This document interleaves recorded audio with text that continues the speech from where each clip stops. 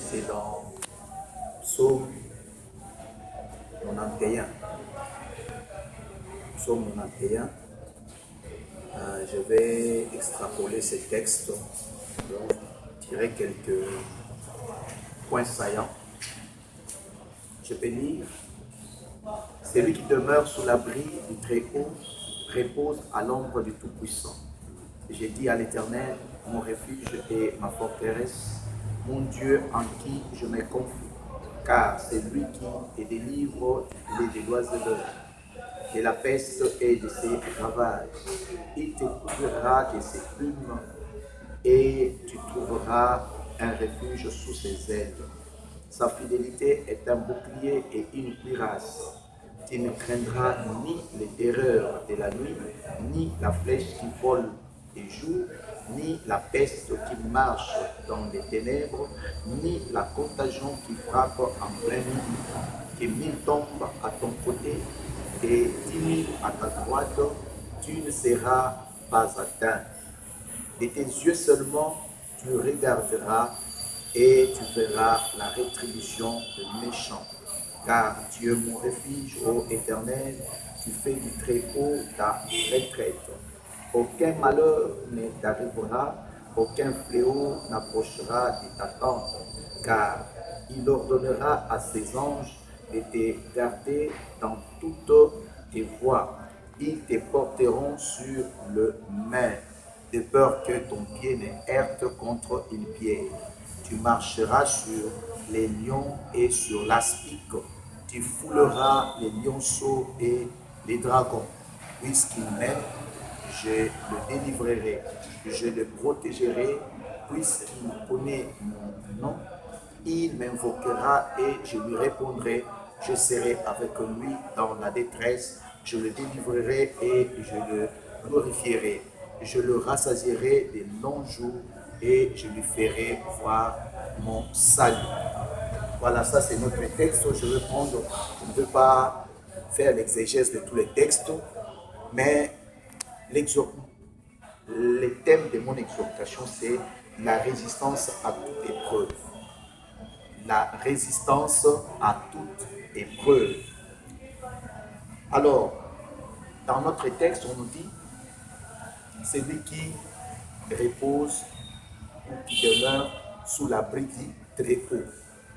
L'abri du Très-Haut, c'est quoi? Quand on parle du Très-Haut, on veut nous dire de quelqu'un qui est très élevé, qui habite le lieu céleste. Alors son abri, c'est l'intimité. Aujourd'hui, son abri, c'est l'intimité, le lieu d'intimité et de protection divine. C'est lui qui habite sous l'intimité de Dieu. Et là où il y a l'intimité de Dieu, c'est là où Dieu projette sa protection. Si tu veux être protégé, tu dois entrer dans l'intimité de Dieu. Ces moments ici, ce sont des moments graves. Ce sont des moments rouges où nous devons chercher l'intimité de Dieu. Nous devons nous faire amis de Dieu. Nous devons reposer sous l'abri du Très-Haut. Pas sous l'abri des médecins, mais d'abord sous l'abri du Très-Haut. Et bannissons surtout la crainte. On dit, il repose sous l'ombre du Tout-Puissant. L'ombre du Tout-Puissant dans ces contextes où on peut dire le soleil, n'est-ce pas? Le soleil devient un personnage gênant.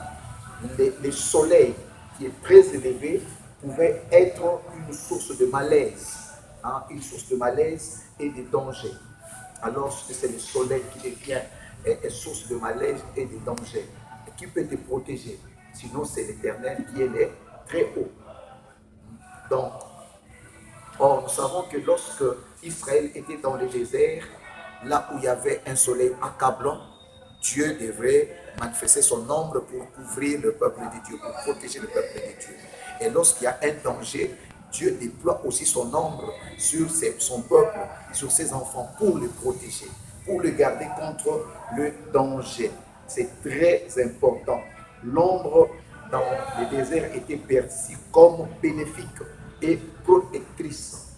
L'ombre du Très-Haut. Donc aujourd'hui aussi, cette ombre-là doit être pour nous, ou doit être perçue pour nous comme bénéfique et protectrice. Allons-nous réfugier là-bas? On nous parle du filet des oiseleurs. Dans ces textes, on nous parle du filet des oiseleurs. Le filet des oiseleurs, qu'est-ce que cela veut dire? Un oiseleur, c'est quelqu'un qui prenait les oiseaux dans son piège. Il forme un piège pour capturer les oiseaux. Alors, cette métaphore désigne tout complot. Le filet de l'oiseleur, c'est une métaphore qui désigne tout complot visant à mettre en danger la vie du croyant. Tout complot qui vise à mettre la vie du croyant en danger. C'est ce que nous appelons filet du l'oiseleur.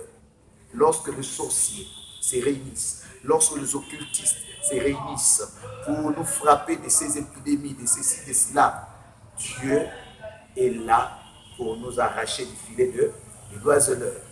Il est là pour nous arracher de leurs pièges. Donc, l'enfant de Dieu, tu dois être confiant.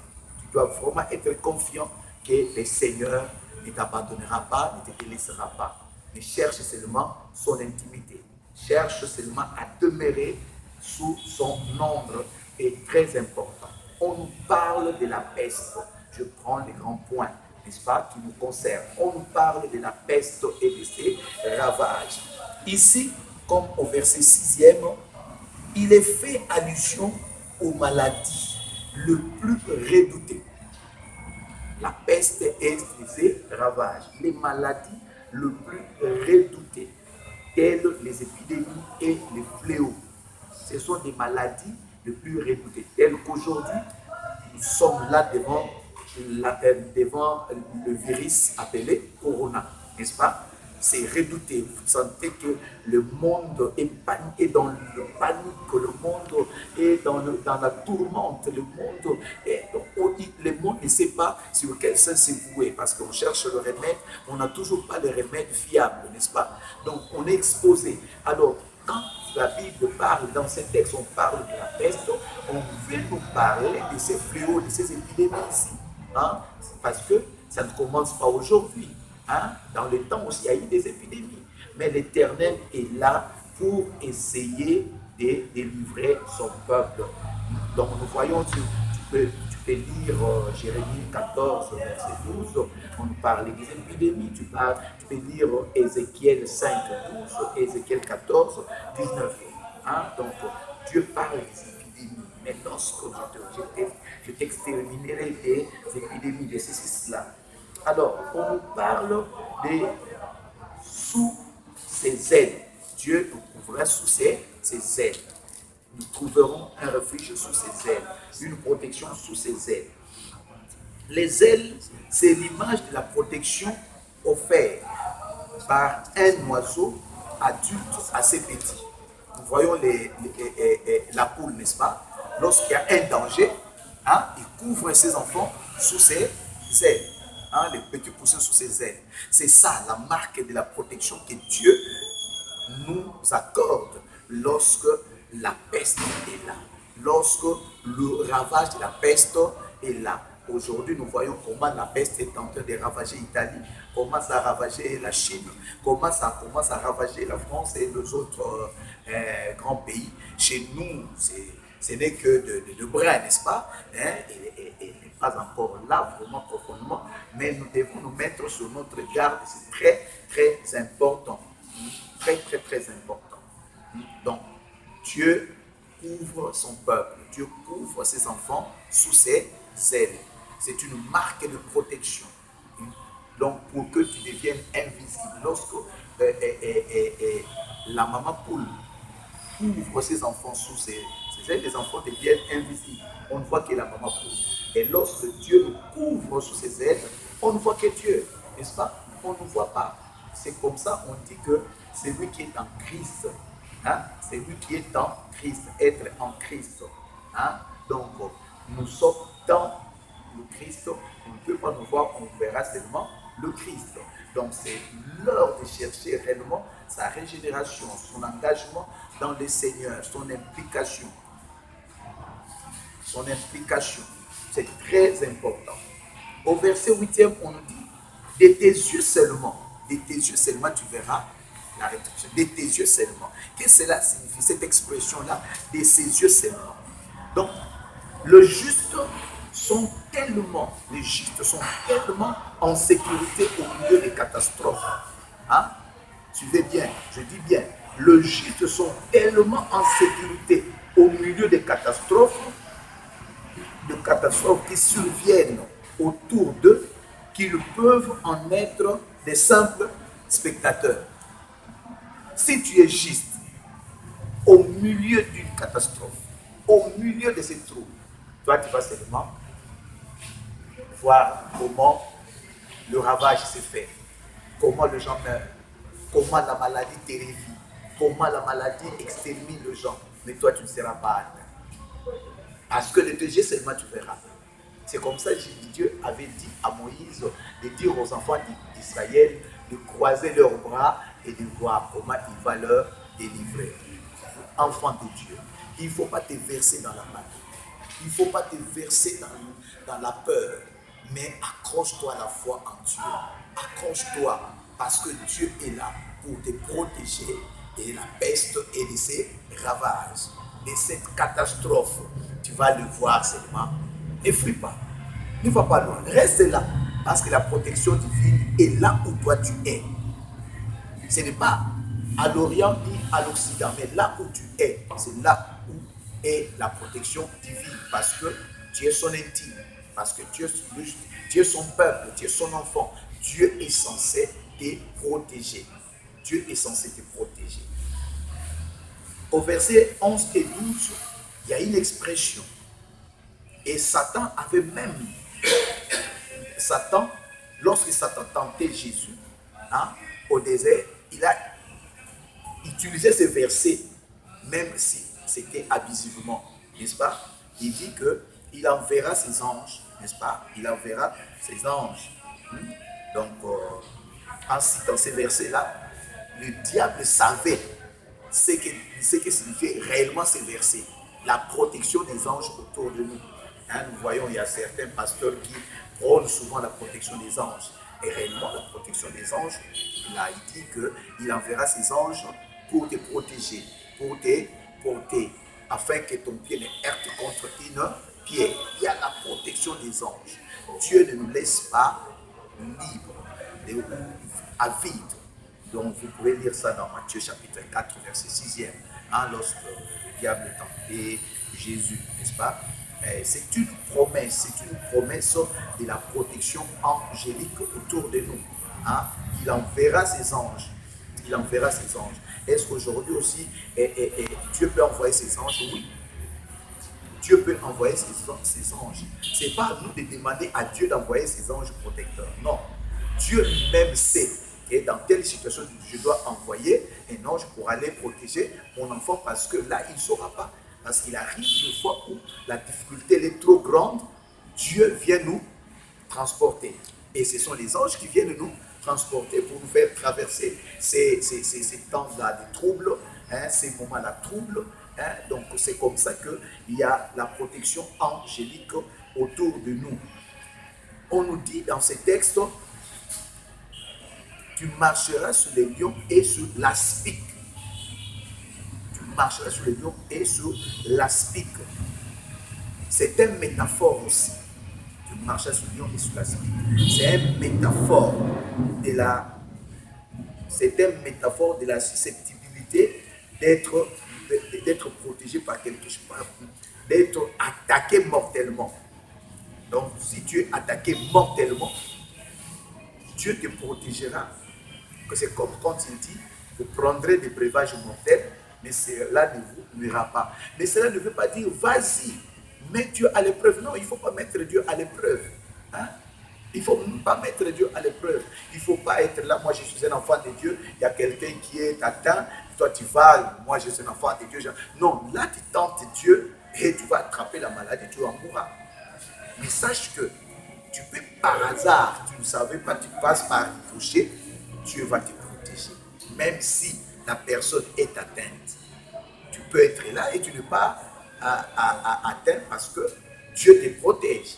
Mais si tu le fais sciemment, alors là tu tentes Dieu. Ce qui va t'arriver, tu n'as qu'à t'en prendre à toi-même. Bien-aimé dans le Seigneur, quand Dieu prend des mesures draconiennes sur les attaques sataniques, parce qu'il savait qu'il y aurait une réalité. S'il y en avait dans le temps, aujourd'hui aussi, il y en a et il y en aura. Et aujourd'hui, nous vivons le virus qu'on appelle coronavirus, n'est-ce pas? Qui est en train de sévir le monde, qui est en train de terrifier le monde. Et l'attitude que toi tu dois avoir, c'est la confiance en Dieu. C'est chercher son intimité avec le Seigneur. Ne lâche pas Dieu, ne lâche pas Dieu. Et sache que même quand tu pries, Dieu ne te répond pas. Ne pense pas que son silence est égal à son absence. Il est là présent. Parce qu'il n'est pas censé d'être comme un perroquet, répondre à tout bout de champ, à tes questions. Non. Il peut te répondre par un silence. Il agit seul. Mais toi, sois confiant que l'Éternel ne t'abandonnera jamais, il ne te délaissera pas. Aie confiance en Dieu. Ne te verse pas dans la distraction. Ne te verse pas dans toutes ces choses-là. Mais aie confiance en ton Dieu. Toi, tu es un enfant de Dieu, tu es le peuple de Dieu. Et là, on nous rassure. Alors, je dis pour clore mon message, cette sorte décrit la protection souveraine dont joue le peuple de Dieu face aux dangers et aux terreurs qui assaillent l'humanité. Le terreur qui assaille l'humanité. Ces psaumes-ci viennent nous rassurer. Et nous savons que la parole de Dieu est actuelle. La parole de Dieu n'agit pas dans le passé, mais ça agit maintenant, à nous, ici et maintenant. Si tu as la foi, ça agira, parce que c'est une parole puissante, redoutable. La Bible dit, elle ne sort jamais sans accomplir sa mission. Et puisque c'est Dieu qui a parlé, reçois cela, aie confiance en cela, accroche-toi à cela et prie Dieu. Même si ton voisin immédiat est atteint, toi tu ne seras pas atteint parce que Dieu est le peuple de Dieu. Notre Dieu, c'est un Dieu de différence. Peuple de Dieu, soyez bénis. Soyez encouragés par cette exhortation. Levez-vous dans la foi. Levez-vous dans la foi. Proclamez la foi de Christ. Parce que nous prions un Dieu vivant, un Dieu vrai. Pas un Dieu réel, mais un Dieu vrai. Un Dieu qui opère, qui agit. Nous ne prêchons pas un Dieu mort, mais nous prêchons le Christ ressuscité, celui qui est assis à la droite du Père. Soyez bénis, soyez protégés par le Tout-Puissant et que Dieu vous bénisse. Tu es le Dieu des circonstances et des temps. À cette circonstance où la pandémie, le coronavirus fait rage, nous avons tourné nos yeux vers toi et c'est de toi qui viendra notre secours. Ceux qui se confient à toi ne sont jamais déçus. Comme les saints se disent, dans leur détresse, ils crièrent à l'Éternel et l'Éternel envoya sa parole et sa parole est guérie et sa parole est guérie. Que ton peuple soit guéri, que ton peuple soit délivré au nom de Christ Jésus. Oui, mon Dieu, mon roi, je recommande ton peuple entre tes mains. Ta parole déclare, oh Dieu, c'est que toi tu gardes personne, oh Dieu, ne peut dérober, Seigneur. Je te prie, Seigneur, garde-nous. Protège ton peuple, que le sang précieux de Jésus puisse nous couvrir, Seigneur, et que cette maladie soit loin de ton peuple, au nom de Christ Jésus. Amen. Parce que tu nous donnes cette occasion, Seigneur Dieu de gloire, pour pouvoir implorer ta grâce à propos de cette pandémie, Seigneur, à propos de cette maladie, coronavirus, Père de gloire, qui fera ces derniers temps. C'est comme le fils d'Israël était maudit par les serpents brûlants. Ce peuple avait tourné le regard vers toi, Seigneur Dieu de gloire, et tu avais donné une solution. Celui qui avait obéi à cette solution de gloire a veillé la vie sauve. Nous croyons, Seigneur, qu'avec toi, Seigneur, nous sommes plus que vainqueurs. Nous croyons que cette maladie va s'arrêter et que tout un chacun sera sous ta protection divine, Père de puissance, afin de conserver la vie. Sois les dieux qui assistent le peuple congolais, la providence divine ainsi que l'Église, corps du Christ éparpillé partout dans le monde, au nom de Jésus. Nous avons ainsi prié. Recommande ton sort à l'Éternel, mets en lui ta confiance, il agira. L'Éternel, Père de gloire, par rapport à cette maladie, nous te faisons confiance, mon Dieu. Agis en accordant la guérison à ton peuple partout dans le monde entier. L'Éternel, il n'y a pas un autre qui peut nous accorder cette sécurité, cette victoire. Il n'y a que toi et toi seul. Oh Dieu de gloire, dans le désert, ton peuple avait faim. Ton peuple a eu soif, mon Dieu. Tu as déployé ta force pour lui donner de l'eau à boire, pour lui donner la manne. Oh Dieu de gloire. Je sais que nous sommes mis en caractère. Je sais que nous sommes confinés. Il n'y a que toi qui peux déployer de ta manière, mon Dieu, la provision nécessaire afin que ton peuple partout dans le monde ne puisse pas manquer quoi manger, quoi boire. Tu es capable, mon Dieu, pourvoir pour ton peuple dans le monde. Je bénis encore ton peuple dans le nom de Jésus-Christ. Amen. Soyez bénis au nom de Jésus-Christ. Que la main du Tout-Puissant, que sa droite puisse vous protéger, vous garder, vous préserver de tout mal, partout où vous êtes. Lui qui avait protégé à son temps son peuple, il te protégera aussi. Seigneur, toi qui avais nourri Élie au temps de la 17, nourris ton peuple pour voir à ses besoins. Soyez bénis, soyez sécurisés, soyez protégés par le Tout-Puissant au nom de Christ Jésus. Alors, peuple de Dieu partout dans le monde, nous venons tout simplement annoncer à toute la communauté de la Providence divine que aussi longtemps que les mesures sanitaires prises par le gouvernement ainsi que l'État du Congo sera mis en vigueur, suivez-nous chaque dimanche à partir de 11h, des cultes qui seront à l'île, des messages, des réconforts ainsi que des consolations qui sera donné par les serviteurs de Dieu. Et que ça sera une bénédiction pour votre part.